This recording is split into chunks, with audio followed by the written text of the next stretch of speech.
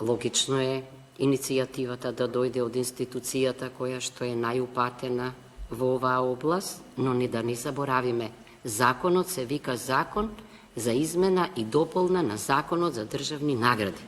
И јас имам разбирање за иницијаторот на наградата, но јас укажувам на членот 1 и ве уверувам дека доколку ја внесеме оваа измена, измената ќе биде неуставна. Тоа е прво.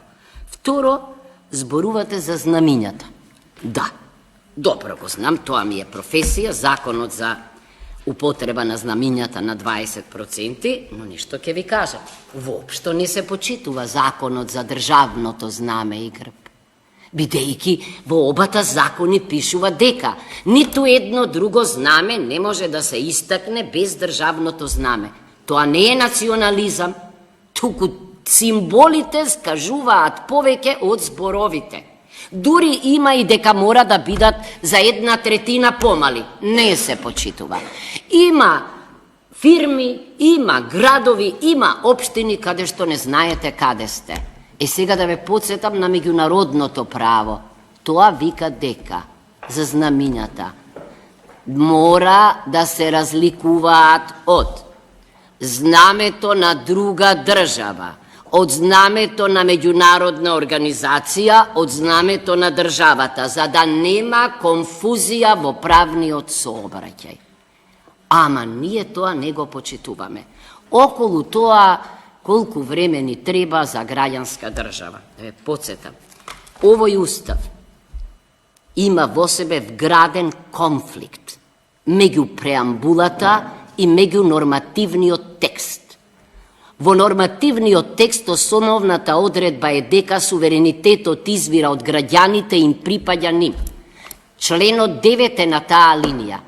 Нема ама ни прозорче да ни отвара, добро запомнете ме ги зборовиве, во ЕУ, ако ние не бидеме граѓанска држава. Запомнете сите. Значи, ЕУ е држава, ЕУ е унија на индивидуи, не на етноси. Етничката припадност не е граѓански концепт, туку е предграѓански концепт. Ете тоа е.